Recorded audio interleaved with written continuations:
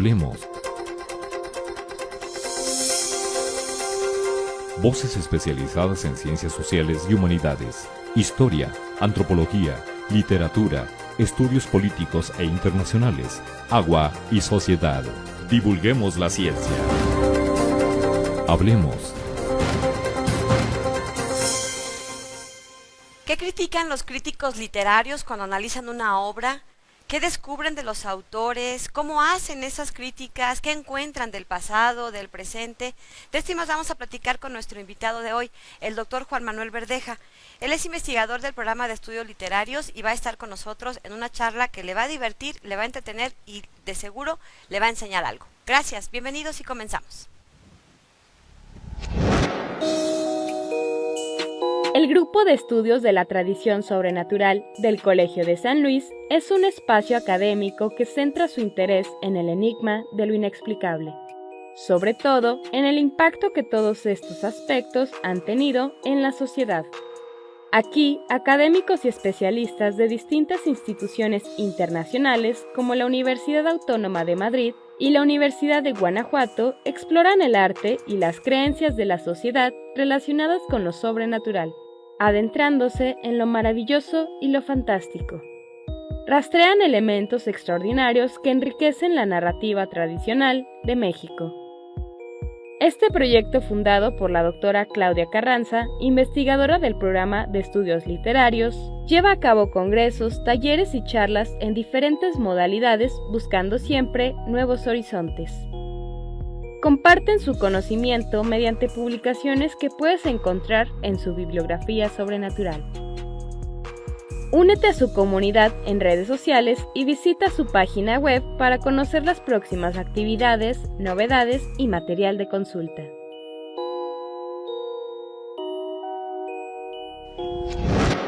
¿Qué tal? ¿Cómo están, amigos del Colegio de San Luis? Nos da mucho gusto que nos estén sintonizando y que nos acompañen a lo largo de la charla que tendremos hoy.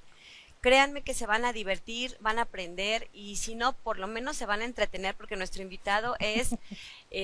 pues es muy simpático, pero además tiene una facilidad para comunicar con la que, por más difícil que parezca el tema de estos complejos estudios literarios, él nos lo hace ligero y nos lo enseña así como con peras y manzanas, como usted y yo queremos que los expertos y los científicos sociales del Colsan nos lo platiquen. Así que bueno, pues le damos la más cordial bienvenida al doctor Juan Manuel Verdeja. ¿Cómo estás, doctor? Bienvenido. ¿Cómo estás, Lidia? Muy bien. Ya me presentaste como muy pesado. Vamos a ver si puedo. No. Bueno, aquí anda por los pasillos del colegio, así como le platico. A veces las cámaras medio imponen, pero no. Yo creo que se va a estar relajado. Bueno, déjenos platicar un poquito de quién es nuestro invitado, aunque seguramente ustedes ya lo conocen. Y si no, bueno, pues ya saben que en nuestra página web tenemos ahí los perfiles, la experiencia, la trayectoria, los trabajos que están haciendo nuestros invitados. Hoy les platico del doctor Juan Manuel Verdeja, que bueno, pues es profesor de tiempo completo acá. Dirige el proyecto Historias, Himnos y Clamores Secretos. ¿Es cierto? Sí, es cierto. El silencio y lo inefable en la narrativa y el ensayo hispanoamericanos de los siglos XX y XXI. Lo cual a mí me llama mucha atención porque de repente como que pensamos que toda la investigación tiene que hacerse del pasado y del siglo XIX y no sé qué, y no.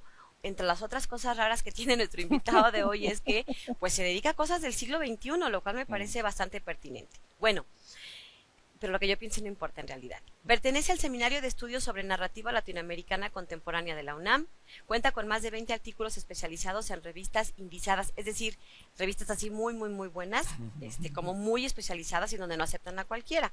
Tienen que ser científicos calificados y reconocidos. De México, Colombia, Puerto Rico, Francia, Italia, Estados Unidos, España y con capítulos de libros sobre crítica y teorías literarias. Es autor del libro Efrén Hernández o El arte de la digresión, en la Universidad de Guanajuato en el año 2019. Y sus intereses de investigación son la literatura latinoamericana, la hermenéutica, la relación literatura-silencio, lo inefable en las letras hispanoamericanas y los nexos de la novela y el cuento. Las novelas y el cuento tienen con el ensayo. ¿Cómo le puede dar uno en la torre a la lectura con la falta de una palabra? Y bueno, pues es miembro del Sistema Nacional de Investigadores desde 2010. 17. Así que Sí. pues bienvenido. ¿Me faltó algo? ¿Me No, brinqué hombre, algo? no, ¿Algo más de que tú hecho es quieras mucho agregar? también. No, a mí siempre me gusta presumir que estuviste en Harvard. Ah, en Harvard, Aquí ya sí. ya no lo mencioné, pero No. recuérdenos así brevemente. Lo tenemos ya en un programa de los que le hicimos hace mucho, cuando recién llegó al Cuando colegio. llegué, sí.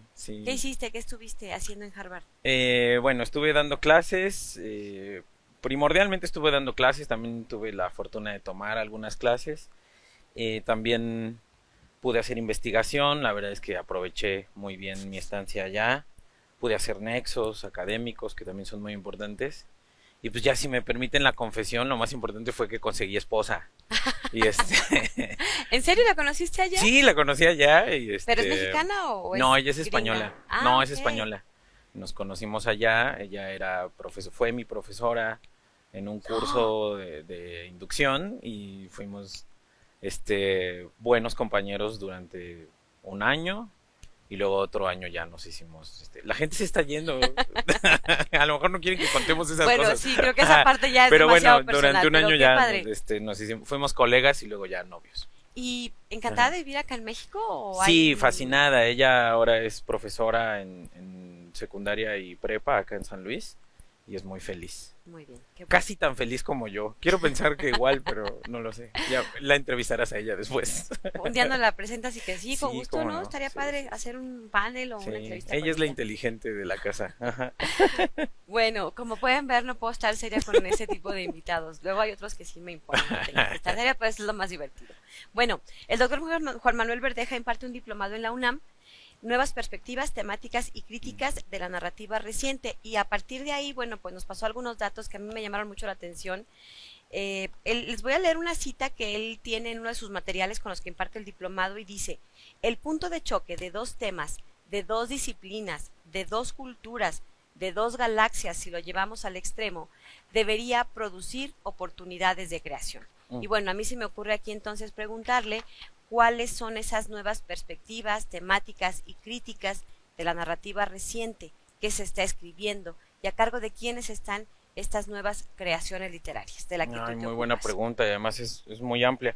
Bueno, primero el diplomado que mencionas, siempre que tengo oportunidad agradezco porque en realidad me invitan cada año. Es un diplomado que se da a lo largo de un año y lo dan profesores y profesoras jóvenes, casi todas, muy importantes, gente con mucha trayectoria, y es un diplomado que justo lo que pretende es, y lo logra, creo, lo logra muy bien, es actualizar, ¿no? Ya sea profesores o estudiosos, estudiosas de la narrativa contemporánea sobre todo. Y la verdad es que yo he tenido la suerte de participar en los módulos sobre México y sobre literatura andina, sobre todo en esos dos, prioritariamente. Y bueno, lo que dices es importante, ¿no? Esa cita es de una de mis presentaciones que tuviste a bien leer. Muchas gracias, Lidia, también por la preparación para la entrevista. Creo que lo que ocurre particularmente con la narrativa hoy es que si algo tiene de diferente o de particular es el acceso a la información, ¿no? Los escritores, las escritoras hoy tienen mucho acceso a la información, más fácil que en otras épocas, y eso se nota en su prosa, se nota por ejemplo, la fusión de las formas, de los modos con los que trabajan, ¿no? Ya se recargan mucho en lo pictórico, ya se recargan mucho en internet, por ejemplo, ¿no? Crean artefactos narrativos mucho más complejos que el libro, que en sí ya puede ser muy complejo, pero ahora hacen, por ejemplo, no sé, libros con playlist, ¿no? Y entonces levantan una playlist en Spotify, vamos a decir, ¿no? Y esos recursos ya son muy viejos, ¿no? Ahora hay otros mucho más novedosos. Estoy pensando para poner un ejemplo muy básico, ¿no? Y muy claro. Pero hay ya narrativas muy particulares, trabajando desde muchas formas con estos nuevos recursos tecnológicos. Entonces, eso es para mí importante, ¿no? Hay que hacer el énfasis en los estudios literarios, en esos nuevos modos, en esas nuevas formas de entender la literatura, en esa literatura ya muy amplia, que está trabajando desde estas formas impresionantes de hacer otra vez en este caso, que es lo que me interesa a mí, en lo que yo me muevo más, de contar historias, ¿no? Entonces, una historia cuenta de manera muy compleja, eso lo entienden muy bien los escritores, las escritoras, y van a esas diversas formas, ¿no?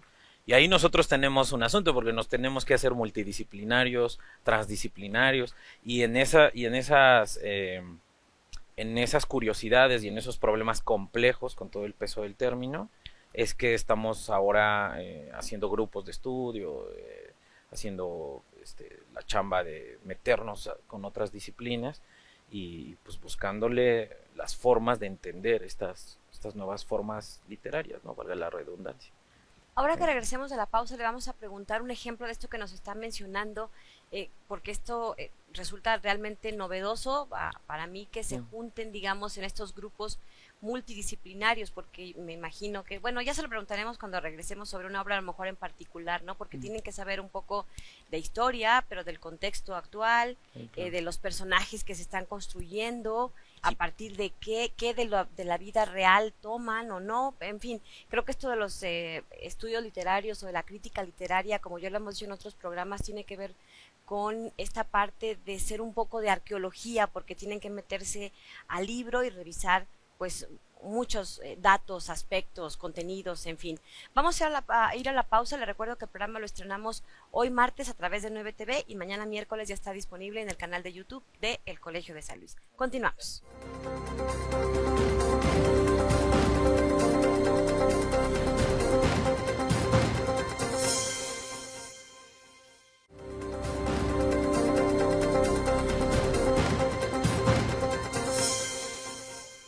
Bien, estamos de regreso y estamos charlando con el doctor Juan Manuel Verdeja, a ver si me deja estar seria en este bloque, pero bueno, pues ya saben, pueden hacernos ahí sus comentarios a través de redes sociales, pueden consultar el programa en nuestro canal de YouTube, hay una lista de reproducción en donde están todos los programas de este 2023 de Hablemos. Y nos quedamos en que, bueno, pues le preguntábamos un poco qué se está escribiendo, a cargo de quiénes están esas nuevas creaciones literarias, y bueno, ellos como críticos, pues también que nos decía que es necesario o es más enriquecedor, digamos, que se haga esta crítica o estos análisis desde una perspectiva de varias disciplinas, multidisciplinaria, pero bueno, a ver, cuéntanos cómo opera este asunto, danos un ejemplo. Pues mira, hay una necesidad básica de la crítica literaria, que es que el propio texto te exige o sea, te da las necesidades con las cuales tú lo tienes que estudiar, ¿no? Básicamente, para dar una analogía, te dice con qué lentes tienes que acercarte a estudiarlo, ¿no? Con qué lupas, vamos a decir. Entonces, en este caso, la literatura del siglo XXI, yo creo que desde siempre, pero ahora se hace mucho énfasis, por ejemplo, en los vínculos que tiene la narrativa. Estoy pensando en un caso concreto, sobre el que ya habíamos platicado fuera de cámaras, las mutaciones de Jorge Comensal, ¿no? Con la ciencia, y particularmente con la medicina. La novela trata sobre un enfermo de cáncer, ¿no? Y lo que hace ahí Jorge Comensal, lo que hizo el autor, que es maravilloso, no solo como persona, sino también como intelectual, lo que hizo Jorge Comensal fue estudiar a profundidad y con conocimiento de filosofía de la ciencia, y por lo tanto con conocimiento duro de la medicina y del cáncer en particular, ¿no? La historia del cáncer en México. Y a partir de revisar artículos científicos, justo los que tú dices, ¿no? De las revistas estas duras, difíciles, especializadas, ¿no? Estas que sí hay que tener cierta preparación y hay que cumplir con un montón de requisitos para publicar ahí. A partir de la lectura y el diálogo con estas publicaciones, Jorge Comensal en su novela retrata básicamente el tiempo del cáncer, ¿no? O la historicidad, vamos a decir, del cáncer, ¿no? Yo le llamo, a partir de otra noción, justo de otra disciplina, que es de la historia, ¿no? Del estudio de la historia, del tiempo profundo se llama, ¿no? Que no soy el primero que lo lleva a la literatura, es Cristina Rivera Garza, que también tiene esta perspectiva, ¿no? De llevar más bien de traer de diferentes disciplinas hacia la literatura ciertas nociones, ciertas herramientas. Pues el tiempo profundo se revisa, ¿no? Para justo entender el cáncer de este personaje.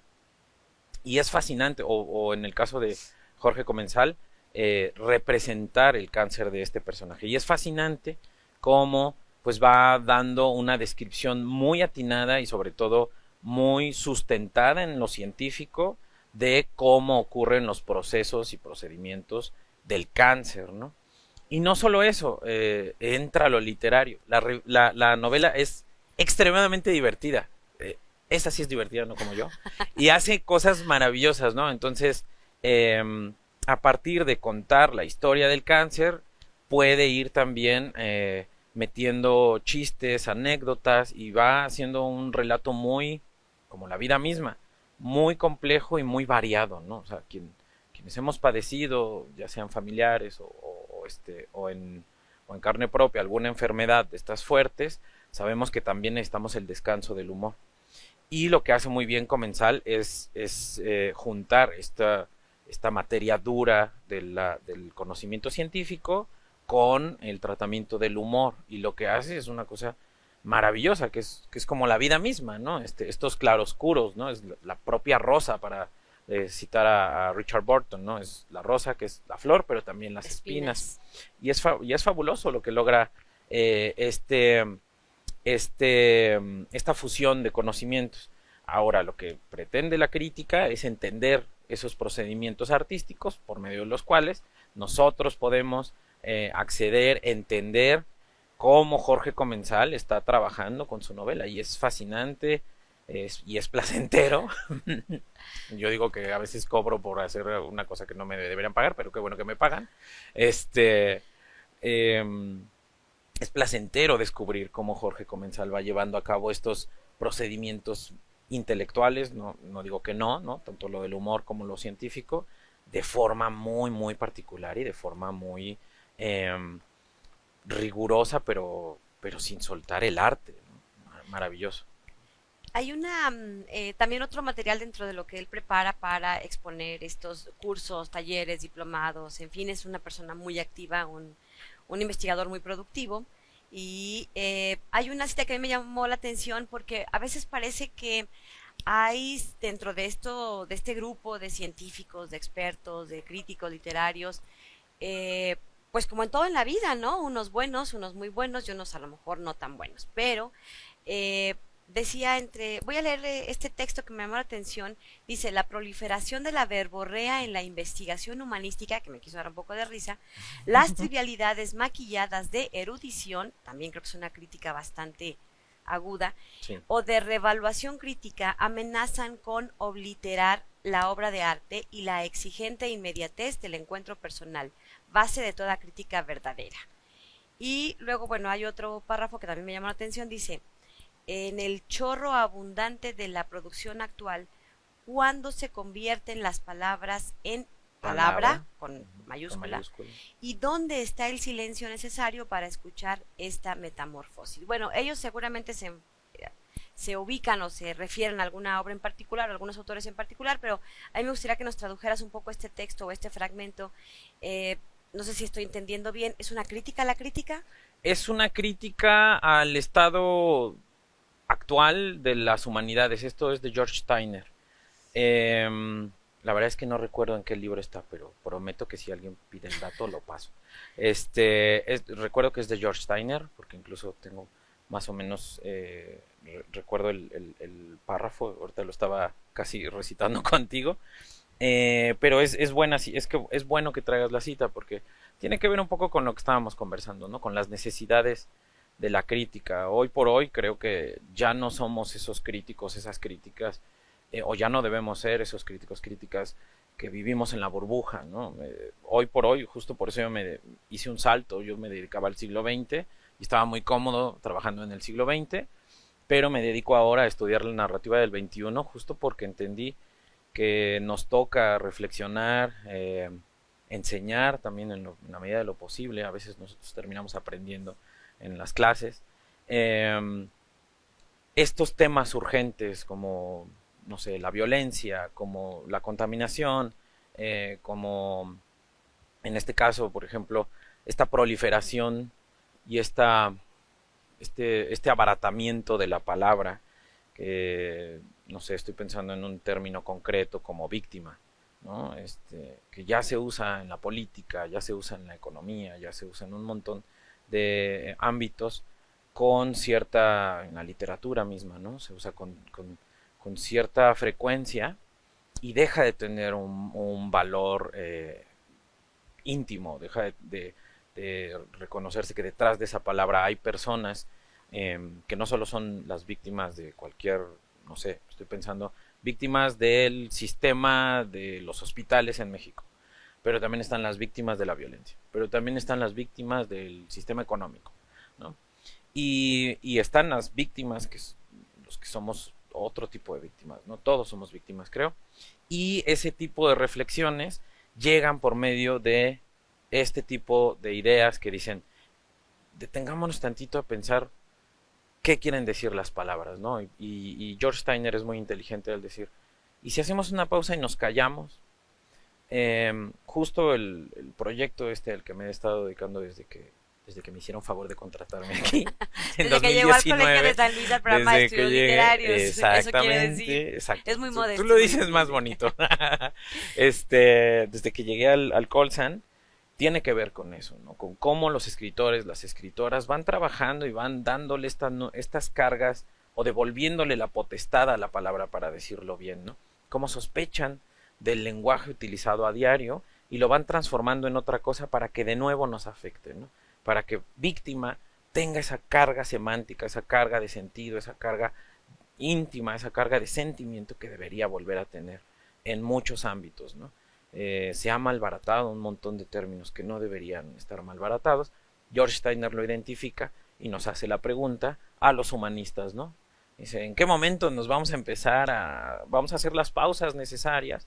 Con pausa quiere decir una pausa reflexiva, y vamos a empezar a trabajar en pro de esto, ¿no? Entonces yo me di cuenta que George Steiner tenía mucha razón en ese sentido, y que en realidad los escritores, las escritoras sí han estado haciéndolo desde principios del siglo XX hasta ayer, ¿no? Y fui haciendo una suerte de cala y una suerte de corte por medio del cual fui viendo esas pausas que hacen los propios escritores, las escritoras, y obviamente viendo las técnicas por medio de las cuales nos hacen detenernos tantito y decir, hey, estas palabras no tendrían que utilizarse con tanto desdén o con tanta premura, Frialdad, con tanta a lo mejor, frivolidad, ¿no? por supuesto, ¿no? Sí.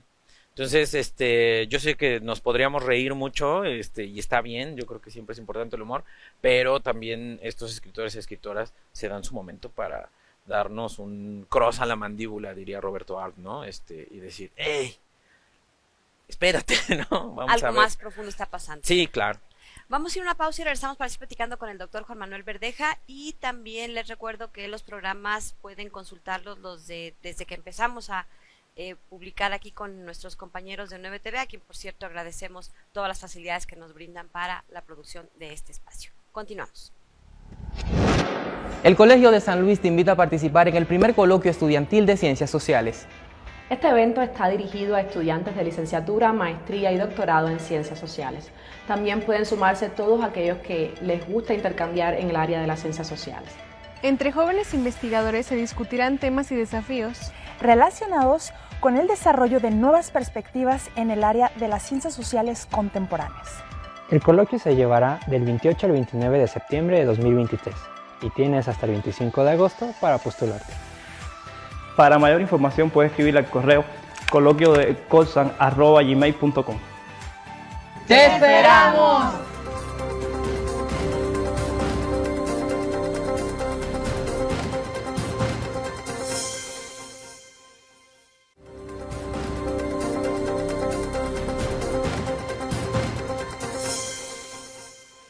Bien, continuamos. Parte de los intereses que he detectado en estos materiales que me facilitaste antes de hacer el programa tiene que ver con tu especial interés, igual y me equivoco, de los silencios que nos mencionabas justamente.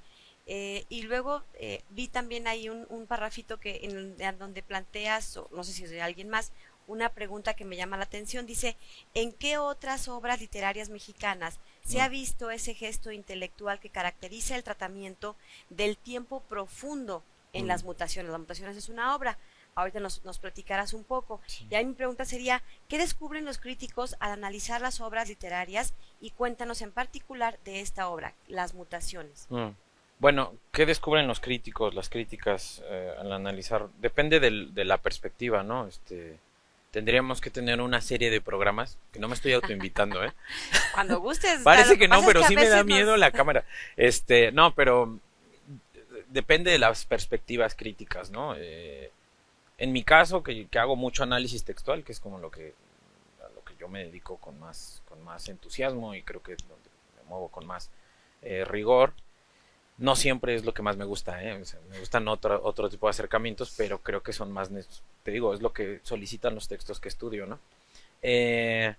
Termino encontrando, por ejemplo, preguntándome por técnicas en específico, ¿no? Técnicas de escritura, técnicas de narrativa, técnicas que tienen que ver incluso con el uso de con el uso de los signos de puntuación, con retórica, con cómo se relaciona el texto gramaticalmente, etcétera, ¿no? Pero pues hay otros tipos de críticas que yo no me considero experto para hablar de ellas, pero está, por ejemplo, aquí mismo en el Colsan está la crítica textual, por ejemplo, ¿no? Que hacen ediciones sobre textos con comentarios, con seguimiento de las diferentes ediciones y demás. Entonces las críticas se encuentran dependiendo de justo las necesidades que plantean los textos, ¿no? Que eso es fascinante. Eso es algo que le agradezco mucho a mi formación en la Autónoma Metropolitana. Desde ahí nos enseñaron que no es lo que tú buscas en los textos, es lo que los textos te piden encontrar ahí, ¿no? En ellos mismos, ¿no? Siempre hay un efecto de lectura y uno dice, ¿por qué esto me gustó tanto, no? ¿Por qué esto me está provocando tanto miedo, vamos a decir, ¿no? En la literatura de horror, o tanto asco ahora que se dice mucho de la literatura del siglo XXI. Bueno, pues hay que preguntarse por qué, y la crítica pretende, gracias al estudio y el análisis, dar esas respuestas. Por otro lado, sobre las mutaciones, en concreto, las mutaciones, por ejemplo, no sé cómo, bueno, es novela, es una novela de Jorge Comensal, como les dije hace ratito, es una novela publicada por Antílope, es una editorial independiente. Es un escritor al que hay que seguirle la pista. La última novela, Este vacío que hierve, ya la publicó en Alfaguara, dado el éxito que tuvo su novela, ¿no? Se tradujo a un montón de idiomas, la primera novela, Las mutaciones, y es fascinante. Por ahí, a quien le guste la picardía mexicana, que así se llamaban los libros. ¿Es mexicano el autor? Sí, es mexicano.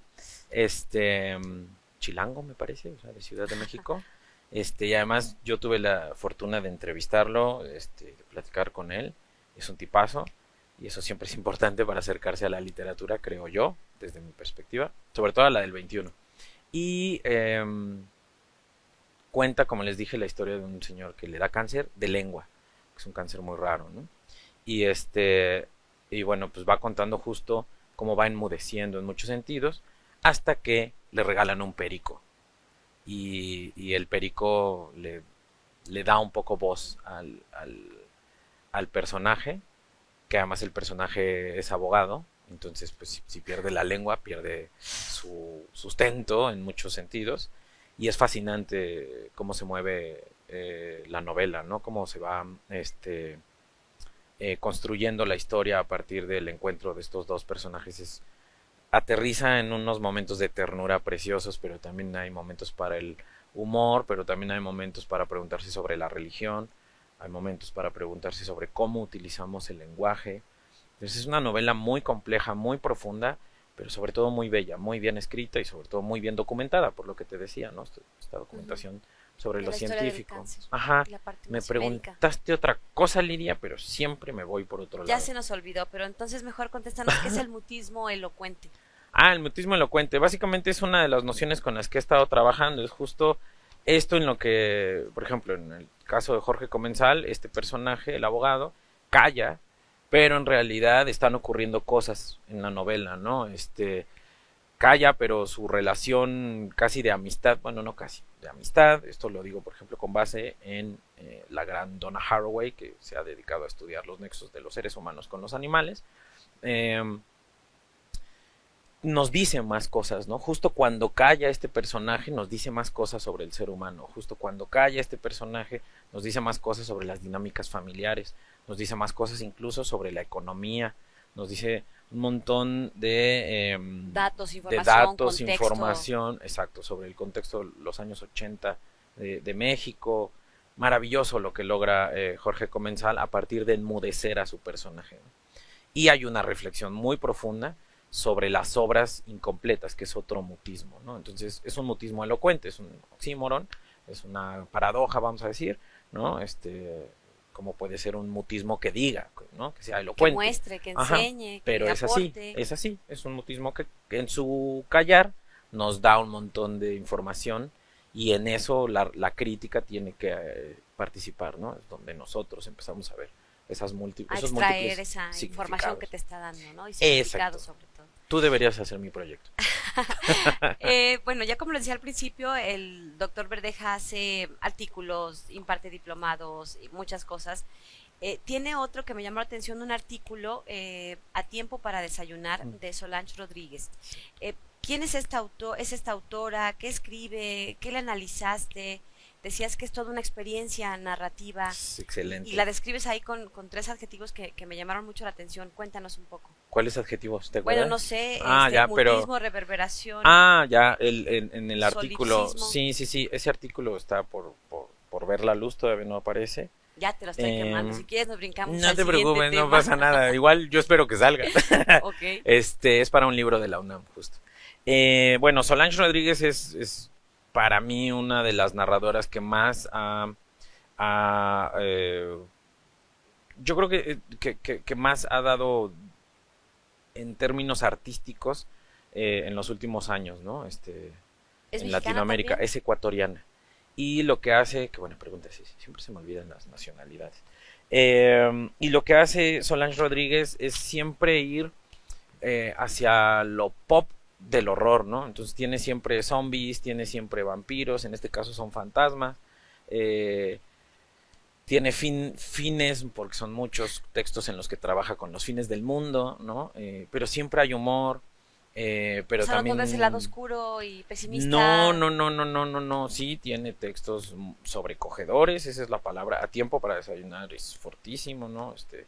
Son seres o fantasmas que están en el limbo recordando su momento de muerte o su momento más significativo de la vida y ahí están rumeándolo, ¿no? Por eso el solipsismo, ¿no? Porque están todo el tiempo recordándolo, pero aún así Solange Rodríguez, que es una excelente escritora, hace que pasen cosas, ¿no? En ese vamos a decir, en ese círculo mnemónico de memorias, ¿no? Pero como narrador es excelente, tiene 2 libros que yo creo que son fundamentales, 2 libros de cuentos, de un mundo raro se llama el último y el otro es ¿cómo se llama? Bueno, luego no lo... La primera vez que vi un fantasma. ¿Cómo es que llegas a Solange? ¿Qué te atrapa de ella? ¿Justo esos contenidos más oscuros? Ajá. ¿Sabes qué pasa? Que ya, siglo XXI. Pues es que ya la misma profesión te obliga a estar como muy enterándote de qué está saliendo y demás. En este caso me ayuda siempre estar siguiendo, en este caso llegué por ella a las editoriales, ¿no? Y llegué por ella por Editorial Candaya, que es quienes la editan en España, ¿no? Y pero por ejemplo, de Un Mundo Raro ya no está editado en Candaya, está en una editorial que ahorita no recuerdo, más independiente. Candaya es independiente, pero no tanto.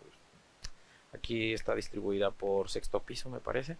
Pero sí, de Un Mundo Raro sí está editado en una editorial muy rara, no conocida por lo menos en México. Y uno pues se va enterando, uno va haciendo conocimiento de lo que va saliendo y de la gente que vale la pena. Pues así como te recomiendan una serie, ¿no? Sí, o sea, sí. tienes amigos, amigas que te dicen, lea o no leas a En este caso tengo ya varios años trabajando la narrativa de Mónica Ojeda, otra ecuatoriana maravillosa también como persona, pero sobre todo como escritora, y ella me hizo la recomendación y yo corrí a leer a Solange y fue maravilloso, ¿no? Encontrar la narrativa de Solache. ¿Te influyen también, por ejemplo, los premios? Hay algunos premios que ya están como con mucho prestigio, reconocimiento, otros que a lo mejor han abaratado justo eso. Sí, pues como leíste, yo soy poco institucional en esos términos, ¿no? O sea, sí, siempre sospecho, o sea, a mí más bien me prende las alarmas cuando le dan un premio a alguien, pero igual sí o cuando publican en editoriales fuertes. Aún así, hay que reconocer que por algo llegan a esos lugares, como decía Jorge Comensal, y que vale mucho la pena. El caso es que sí, lo que ocurre es es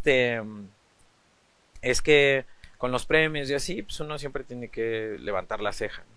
De todas maneras, como expertos o como nos asumimos como expertos en esto, estamos obligados a leer los premios, a conocerlos, porque en los cursos o en las charlas te preguntan sobre y tú tienes que tener conocimiento, ¿no? Y muchas veces los premios tienen su valor, ¿no? Justo platicábamos fuera de cámara sobre una novela maravillosa que es Declaración de las Canciones Oscuras, que obtuvo el premio Elena Poniatowska.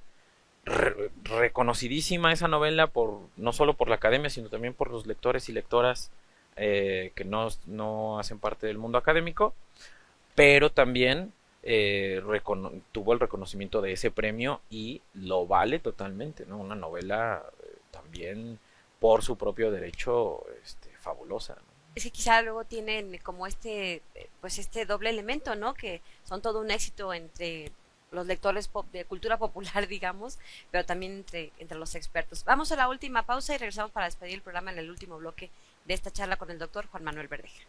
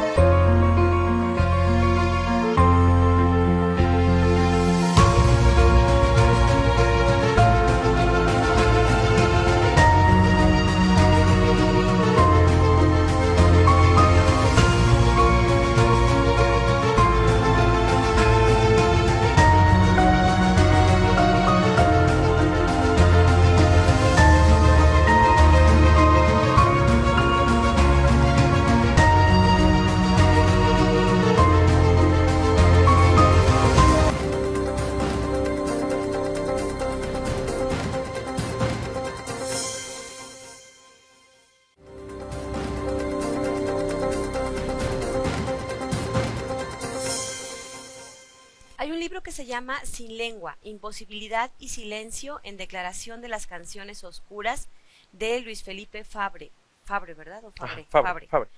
Bueno, el doctor aquí invitado nuestro tiene un artículo al respecto y a mí me llama la atención un poco porque él detecta o ubica o analiza, no sé cómo se diga, cómo la literatura puede presentar resistencia a la mentira y al terror de nuestros contextos. Aquí quiero entender que pues elementos de nuestra vida real, por más terribles y lastimosos que sean, pues van inmersos en la literatura porque son parte de las historias humanas, supongo. Claro, sí. En este caso, cuéntanos un poco de este libro, de qué va, qué encontraste y cómo es que precisamente detectas tú que presenta esta resistencia a la mentira y al terror de nuestros contextos. Está muy divertido porque siempre queremos como divertirnos mucho y terminamos hablando de cosas muy sórdidas. Pero bueno, el artículo, la novela se llama Declaración de las Canciones Oscuras, el artículo es este título que leíste, muchas gracias. Es complejo lo que hizo... Lo que hizo Luis Felipe Fabre, que además él es poeta en realidad, es un gran poeta, creo yo no soy experto en poesía, pero me gusta mucho lo que hace Luis Felipe Fabre.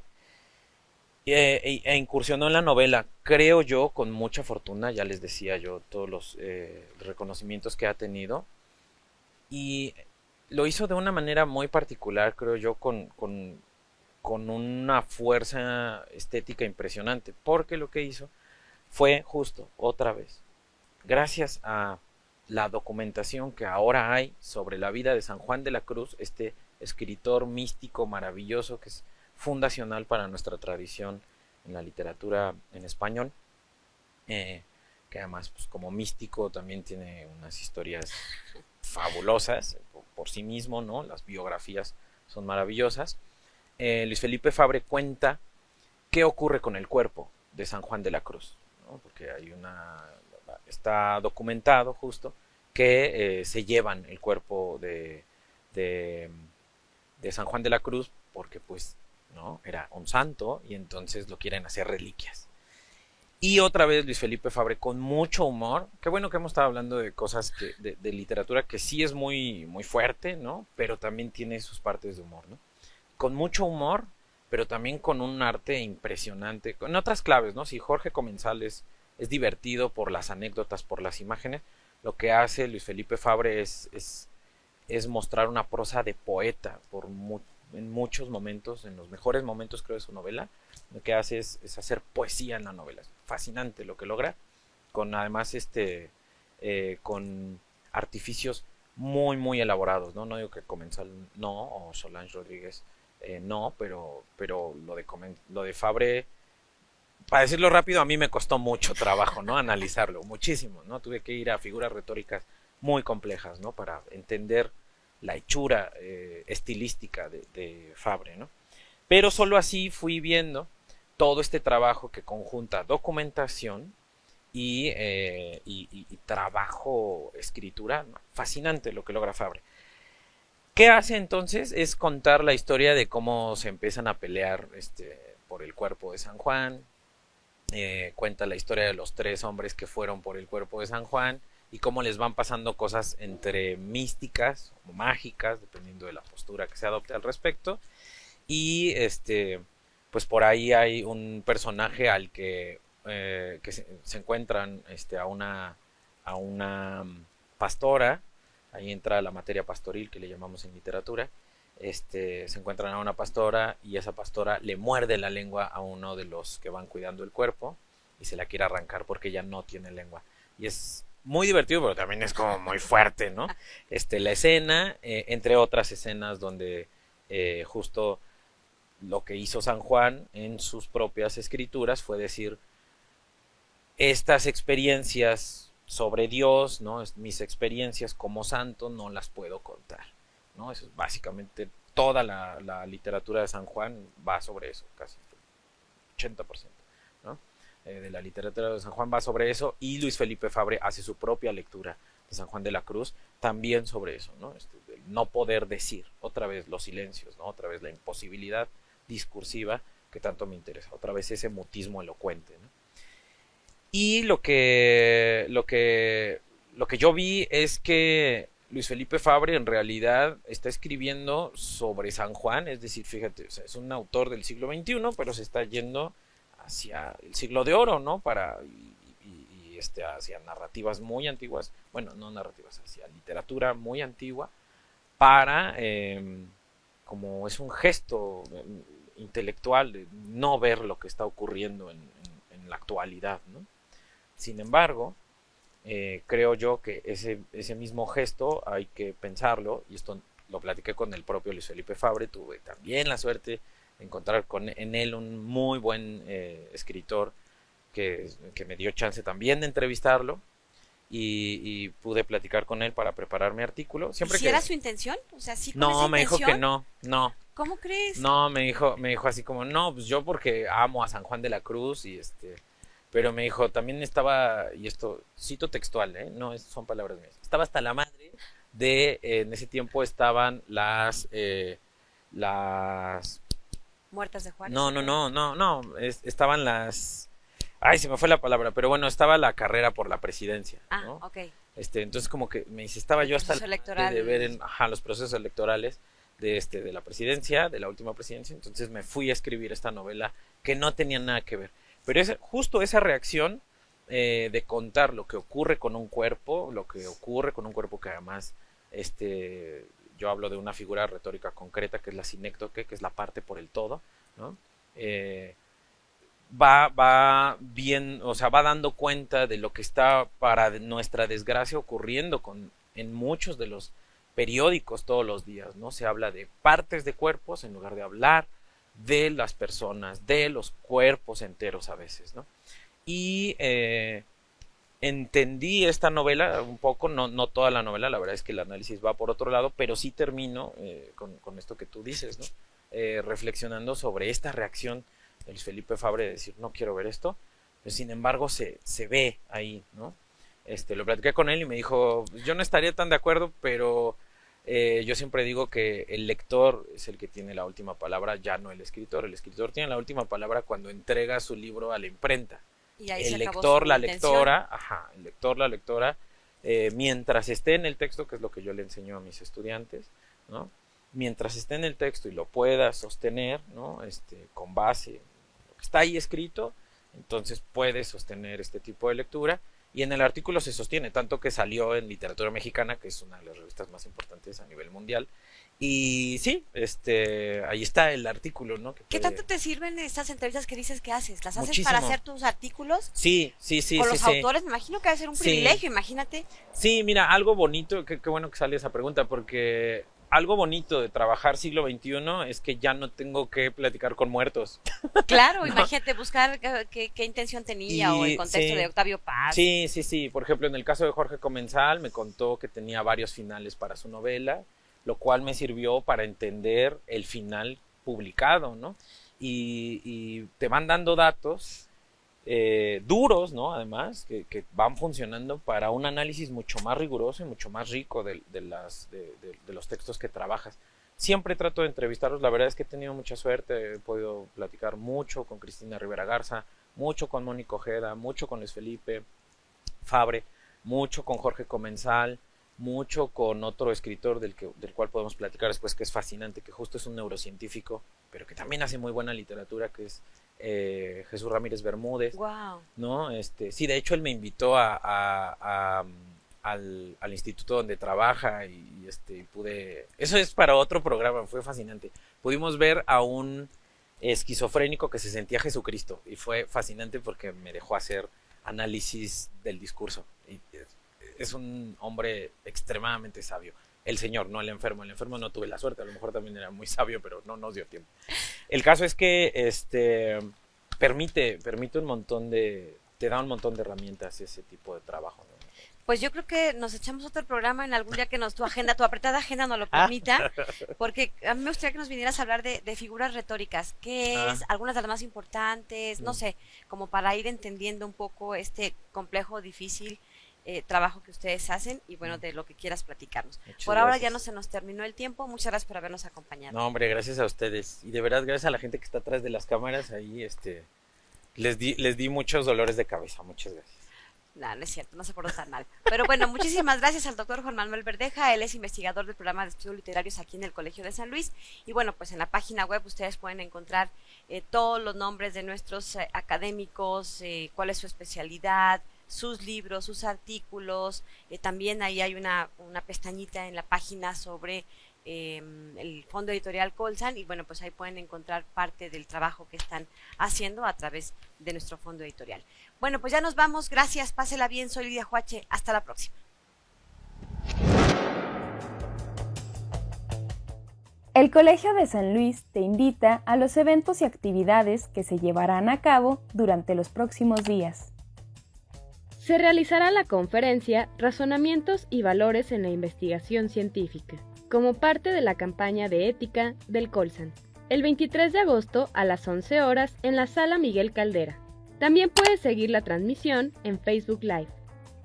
Casa Colsan Gilitla Ixba está llevando a cabo el seminario Saberes de Origen Textil, Patrimonios en Resistencia, del 16 de agosto al 20 de septiembre 2023, en modalidad virtual a las 18 horas. Consulta el programa completo en nuestras redes sociales. Se encuentra abierta la convocatoria del taller Formación de Investigadores Comunitarios del Agua, el cual se llevará a cabo el 1 de septiembre en las instalaciones del Colsan. Revisa los requisitos en nuestro Facebook. Tienes hasta el 30 de agosto para postularte. También está abierta la convocatoria del primer coloquio estudiantil de Ciencias Sociales, a realizarse el 28 y 29 de septiembre de 2023 en las instalaciones del Colegio de San Luis. Tienes hasta el 25 de agosto para enviar tu resumen. Consulta los requisitos en nuestra página web. No dejes pasar esta oportunidad. Consulta los detalles de este y otros eventos a través de nuestra página web www.colsan.edu.mx y síguenos también en nuestras redes sociales.